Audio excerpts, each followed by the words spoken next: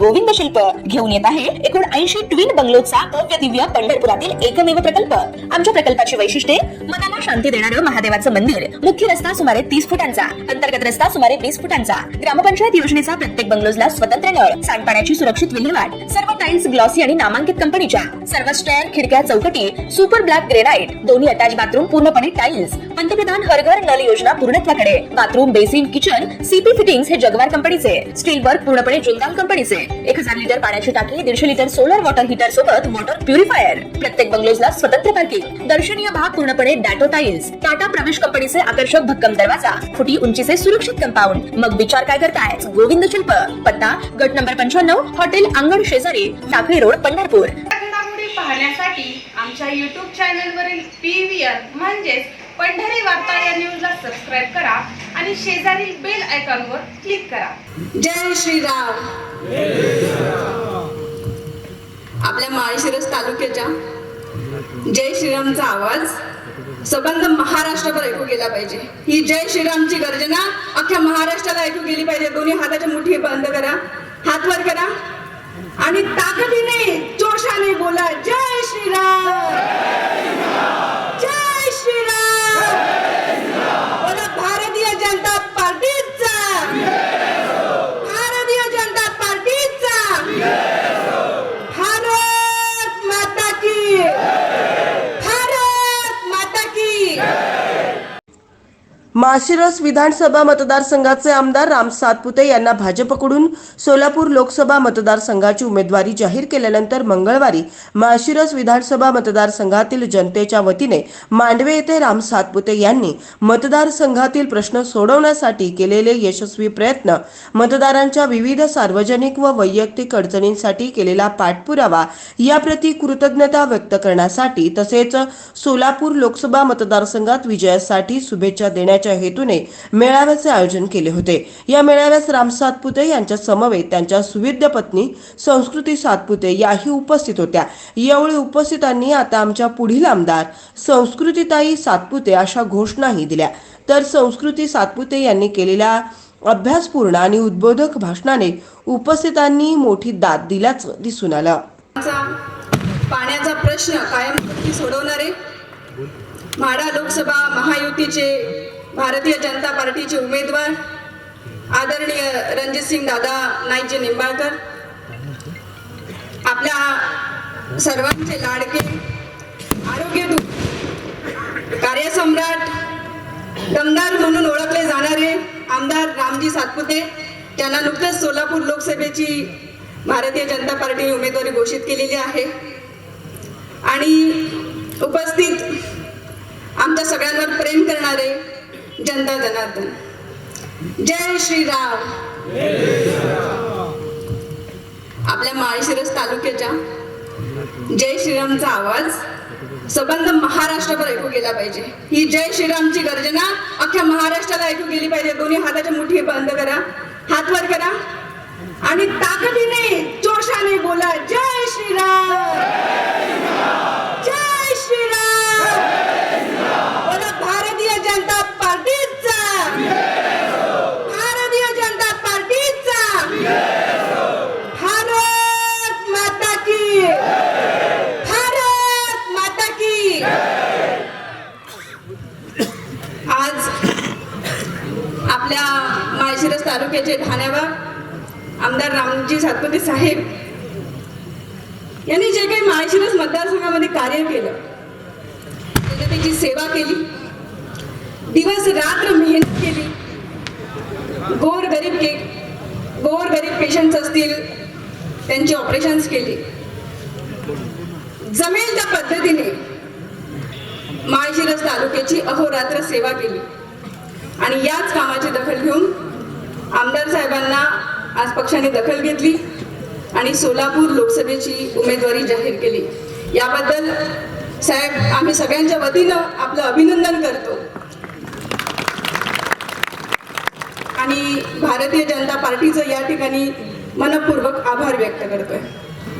खरं तर आमदार साहेब आपली कार्य करण्याची पद्धती सबंध माळशिरस तालुक्याने बघितलेली आहे। भरपूर जणांनी भाषणामध्येच सांगितलं की दिवस असेल किंवा रात्र असेल, साहेबांनी अहोरात्र मेहनत घेतलेली आहे. रात्री 2 वाजता फोन असेल, साहेबांनी फोन उचलले. बऱ्याच जणांचे कामं साहेबांनी फोनवर मार्गी लावले.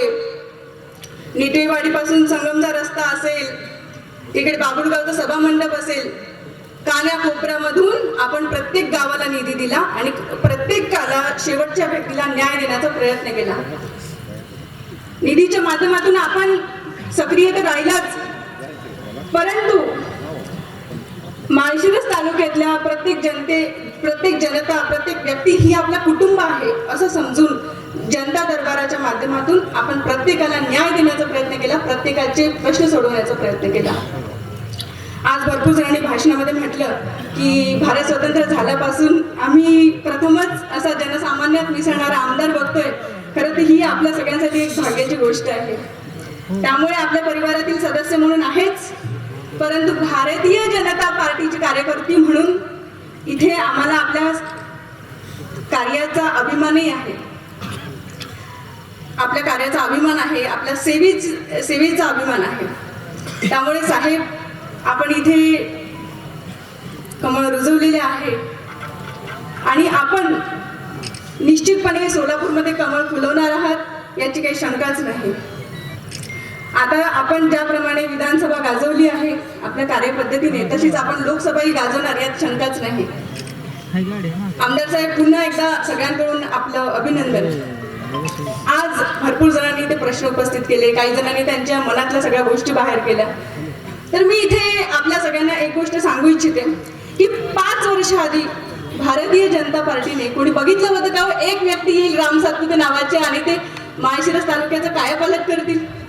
परंतु भारतीय जनता पार्टीने एक कर्तव्यदक्ष, एक सेवाधारी उमेदवार आपल्याला दिला आणि त्यांनी माळशिरसच्या समाजाची, माळशिरसच्या जनतेची जमेल तितकी, जमेल त्या पद्धतीने सेवा केली.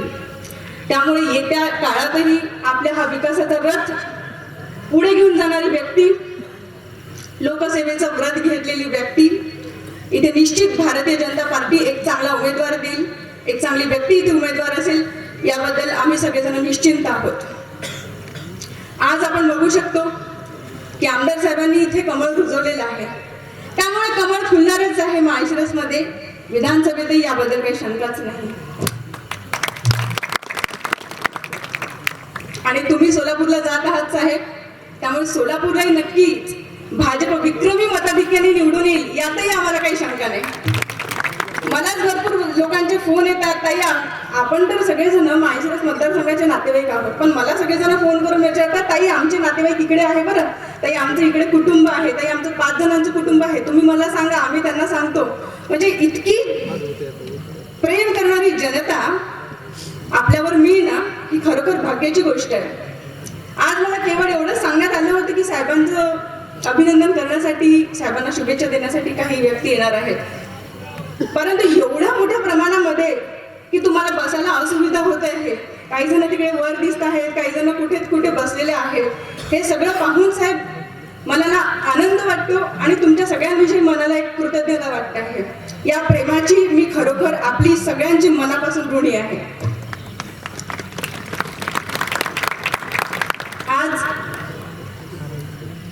आपण बघू शकतो की आदरणीय मोदी साहेबांनी आपल्याला जे काही शब्द दिले होते ते सगळे पूर्ण केले की नाही? तर त्यांनी जे काही शब्द दिले ते सगळे पूर्ण केले. मोदीजींची ज्या काही गॅरंटी होत्या, मोदीजींनी ज्या काही गॅरंटी केल्या त्या सगळ्या त्यांनी पूर्ण केल्या. इथे रणजितदादा, आम्ही आपल्याला सगळे माळशिरसकर सांगू इच्छितो की मोदीजींनी त्यांची गॅरंटी पूर्ण केलेली आहे आणि आता माढा लोकसभेमध्ये कमळ विक्रमी मताधिक्याने फुलणार आणि तुम्ही पुन्हा विक्रमी मताधिक्याने खासदार होणार आहे, ही आमच्या माळशिरसकरांची गॅरंटी आहे. आणि आता आपण निश्चितच दादा इथे विक्रमी मताधिक्याने निवडून येणार यात काही शंकाच नाही. आपण सगळ्यांनी बघितलं असेल, काँग्रेस होण्यापूर्वीची एक साधी परिस्थिती बघा. काँग्रेसने नेहमी काय विचार केला की पुढचा पंतप्रधान माझ्या घरचा कसा होईल.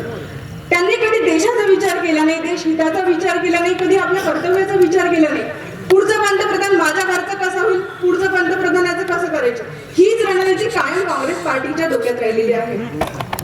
फक्त भारतीय जनता पार्टीने देशाचा विचार केला आणि आपल्या तिकडे काश्मीरचा 370 हटवलं आणि आज काश्मीर आपल्यासोबत आहे. 370 हटवलं याचं कारण आहे आपण भारताला दिलेलं सक्षम नेतृत्व. आपण सगळ्यांनी मिळून इथे म्हाडा लोकसभा मतदारसंघातून रणजित दादाला कमळाचं बटन दाबून विजय केला आणि रणजित दादाने तिथे जाऊन मोदीजींना पाठिंबा दिला म्हणून 370 हटलेलं आहे. आपल्या सगळ्यांचं अभिनंदन.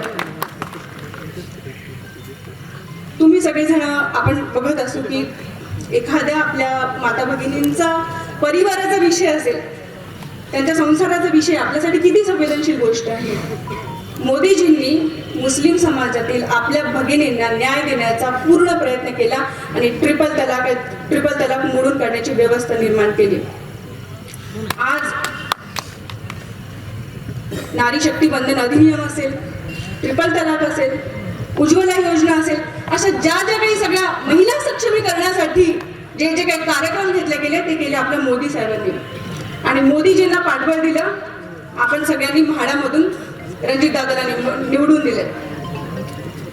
तुम्हाला मी सांगते की आज रात्री दुपारी देखील 2 वाजता आपला मोबाईल उघडला तरीही कोणती बँक आपल्या सेवेला हजर असते गुगल पेच्या माध्यमातून. बरोबर आहे ना? तर ही बँक कावर उपलब्ध आहे? कारण आपल्या मोदीजींनी UPI आणलंय. रस्ते असेल, विकासाचे प्रश्न असतील, मोदीजींनी पुरेपूर आपल्या तालुक्याला देखील 2000 कोटीचा निधी दिलेला आहे. मी आपल्याला एक गोष्ट इथे सांगू इच्छिते. आपल्या सगळ्यांमध्येच भरपूर कारसेवक देखील बसलेले आहेत. अनेक कारसेवक फक्त आपल्या प्रभू श्रीरामांचं मंदिर बांधायला अयोध्येमध्ये गेले होते, तर त्या निशस्त्र कारसेवकांवर गोळी झाडली काँग्रेसच्या सरकारमध्ये. आपल्या अस्मितेचा प्रश्न आहे प्रभू श्रीराम आणि त्या कारसेवकांवर काँग्रेसच्या काळामध्ये गोळी झाडली. त्यांच्यासाठी प्रभू श्रीरामांचं मंदिर असेल, आपल्या आस्थेचा विषय कधीच प्राधान्यक्रमामध्ये नव्हता. एवढंच नाही तर आता जेव्हा मंदिर बांधलं तेव्हा काँग्रेसच्या सगळ्या नेत्यांना आमंत्रण दिलं गेलं होतं, पण काँग्रेस ते आले नाही. का नाही आले? कारण त्यांच्यासाठी आपल्या अस्मितेचा प्रश्न, आपल्या अस्तित्वाचा प्रश्न महत्वाचाच नाहीये. त्यांच्यासाठी केवळ महत्वाचं आहे येणारा पंतप्रधान, येणारा काँग्रेसचा अध्यक्ष फक्त आमच्या घरातला असावा आणि आमची सत्ता यावी. आपले जे काही प्रश्न आहेत, जनतेचे जे काही प्रश्न आहेत, ते काँग्रेसच्या दृष्टीने कधी महत्वाचेच नव्हते. तर फक्त आज आपण सगळ्यांनी राम मंदिराची प्राणप्रतिष्ठा बघितलेली आहे, घरी बघितलेली आहे.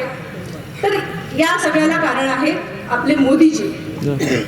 म्हणून मी आज आपल्याला या ठिकाणी सांगू इच्छिते की आपल्या अस्तित्वाचा जिथे प्रश्न असेल, आपल्या सगळ्यांच्या अस्तित्वाचा, आपल्या धर्माचा, आपल्या आस्थेचा, आपल्या श्रद्धेचा, तर ते आपण लोकच करू शकतो, आपण जनताच करू शकते आणि ते करू शकते केवळ आणि केवळ भारतीय जनता पार्टी. आतापर्यंत मोदीजींनी जे काही संकल्प घेतलेले आहेत ते सगळे पूर्ण केले. आता येणारी निवडणूक ही आगामी 500 वर्षानंतरच भविष्य ठरवणारी आहे. त्यामुळे आपल्याला मोदीजी तर येणारच आहे. निवडणूक केवळ औपचारिकता आहे, परंतु आपल्या सगळ्यांना दाखवून द्यायचं, आपल्या जनतेला दाखवून द्यायचं की आज आमची सत्ता आलेली आहे. आपल्याला विक्रमी मतांनी मोदीजींना निवडून आणायचंय. बंधूंनो, आपण बघितलं असेल एक काळ असा होता की भारताचं जे नेतृत्व करणारे लोक होते त्यांच्यामुळे आपला भारत एक कमकुवत राष्ट्र म्हणून ओळखला जायचा. आपल्या भारतावर दहशतवादी हल्ले व्हायचे. विविध आजूबाजूचे जे काही शेजारी देश होते ते आपल्याला भयभीत करायचे.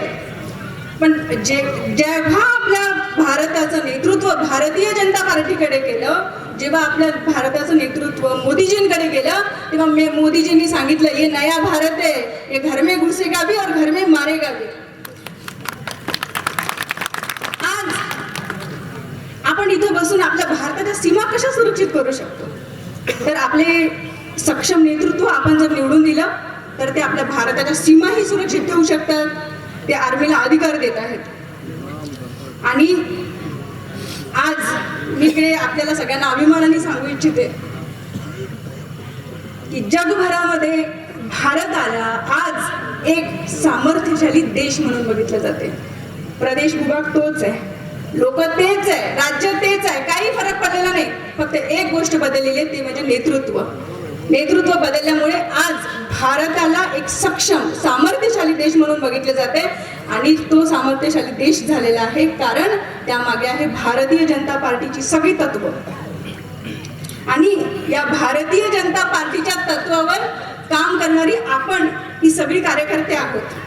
त्यामुळे आपण खूप सामर्थ्यशाली तत्वांवर आणि सिद्धांतांवर चालणारे कार्यकर्ते आहोत. या ठिकाणी मी आपल्या सगळ्या कार्यकर्त्यांचं खूप खूप अभिनंदन करते. तुमच्यासाठी जोरदार टाळ्या. आज आपल्याला लोकसभा महायुतीचे 2 उमेदवार आपल्या ठिकाणी आहेत आणि दोन्ही विक्रमी मतांनी निवडून येणार यात काही शंका नाही. आपण सगळ्यांनी इथे भरभरून प्रेम आमच्या परिवारावर केलेलं आहे, त्यासाठी मी मनपूर्वक आपले आभार व्यक्त करते आणि थांबते. जय श्रीराम, जय हिंद.